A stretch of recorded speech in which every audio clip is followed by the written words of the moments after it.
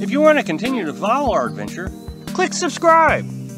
So you don't miss anything, click the bell notification. I wanted to talk to you about mental illness and van life because I see this a lot. I see folks with mental illness or coming out here, their problem becomes a bigger problem. Before I get into that, I want to tell you about some of my experiences with mental illness.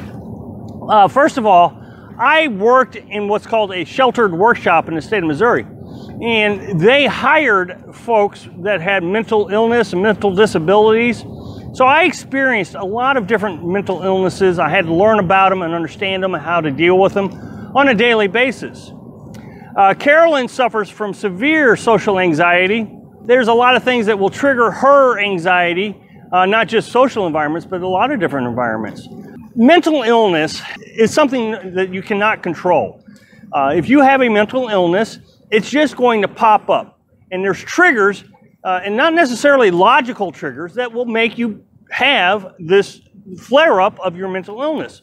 And some of the more common ones are like anxiety, depression, schizophrenia is a mental illness. Now, when you say schizophrenia, it seems like everybody, oh, okay, yeah, I understand that one.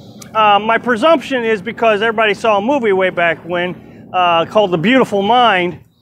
And so everybody understands that, yeah, if you have schizophrenia, you can have different forms of and varying levels of it to the point that you actually see people that aren't there. Now, that doesn't necessarily make you crazy. As you saw in that movie, he was quite intelligent, but he had an illness that triggered fantasies. Well, the same with anxiety and depression. Anxiety, and it's the one I actually have the most experience with. Depression, I didn't have a lot of clients that had depression, but I had a lot of clients that had anxiety. So I'm just going to focus on that one just to make this video easier to understand. Anxiety, a lot of people will say, oh, just get over it. What are you all stressed out about? What are you angry about? What are you scared about? There's nothing going on. It's a beautiful day. Look at the river. Well, anxiety doesn't work that way. Mental illness doesn't work that way. You don't necessarily have to have a logical trigger like I told you a few minutes ago. A trigger can be anything. For example, Carolyn, if the water is too hot in her shower, it can trigger an anxiety episode. What it's doing is saying, okay, flight or fight response. You are in danger, therefore I need to engage and send your brain chemicals to react to this threat. A person who's not suffering from mental illness, if they get in a situation where they're scared, their flight or fight response kicks in, and it's very logical. You know, if you walk up on a bear, you got a couple choices, and your brain is going to react that fast. It's going to send out some chemicals. It's going to tell you run or fight. Well, that's not necessarily something you can control. It just does. Well, with anxiety, it's not anything that can be controlled. It's just a defect in the brain that's going to engage and make you feel terrible. Well, when I was making this video about the van life causing anxiety, what I was really trying to explain was there are things in the van life that are going to engage your triggers. Now, before I get into the triggers, I want to tell you that I've been reading up on this. 83% of people are going to experience a mental illness sometime in their life. Now, these may not be long-term effects, maybe a depression or an anxiety disorder. Something will happen where your brain just decides it's not going to work for a while.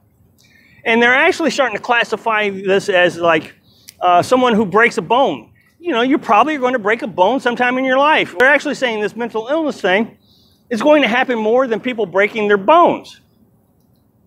So when you're out here in the van life, you have to be able to recognize what your triggers are. You're going to have to know that, okay, I am susceptible to some sort of mental illness. Well, I already know what mine are, and I have very high stress levels. So when I come out here, I have to remember that stress is a problem for me. Otherwise, I think the stress level will actually be worse out here than it is in a stick and brick lifestyle. And the reason is because you're learning all kinds of new things. You're having to deal with experiences that you've never had to deal with. And so in that video the other day, I was saying that, you know, people were telling me I need to stop shaving if I really am going to be a nomad. Well, that is something that triggers my stress.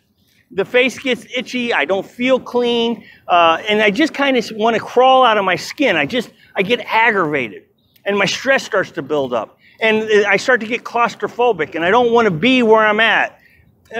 All because I didn't shave.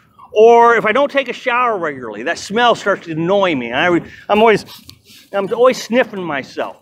So that is another thing that I try to control, and I take a shower every 2 to 3 days just so I don't have to deal with those stressors. You know, researching all these campsites, trying to figure out where you're going to go. Is there any resources available? Water, all these things really amplify my stress levels. And I even took you to the river today, just kind of show you that these, you know, these walks and different things, I force myself to do.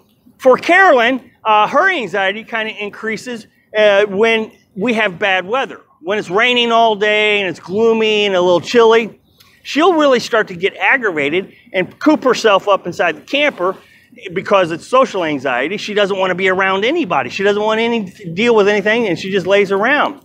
So when she recognizes, oh, okay, I'm starting to have these anxious moments because of bad weather. See, it's a silly trigger, but it's a trigger nonetheless. We have to force ourselves to go out and do something. While there's bad weather, we put on our raincoats and we'll go for a walk and we'll just do the best we can just to get the oxygen going, get the brain to stop focusing on the trigger, whatever that trigger is, to make you feel bad. So I know there's a lot of YouTubers out there that will tell you that coming out here will improve your mental health state. And I'm suggesting that if you're not aware of your mental illness, because everybody's prone to a mental illness, you're going to have to understand what's going to trigger that. Because when you come out here and you're having to learn all these new skills, how to live in a van, how to get water, how to get internet, whatever it is. Thanks for watching. Like if you like the video, and happy travels.